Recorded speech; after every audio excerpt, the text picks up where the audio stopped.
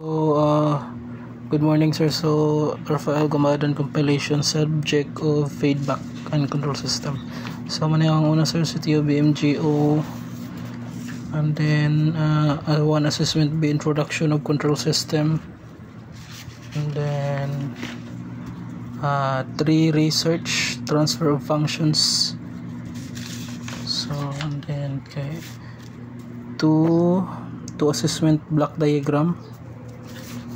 And then midterm exam, and then 4 research feedback system, and then 4 set work feedback system, and then research 5 control system, and then research 6 frequency response, and then 7 assessment root locus, and then final exam. So bali ang mga kuan ra kung gikuan, sir, ang mga papers ra kay ang kasagaran kay video or Google Forms ra. So thank you, Rafael Gumadan compilation.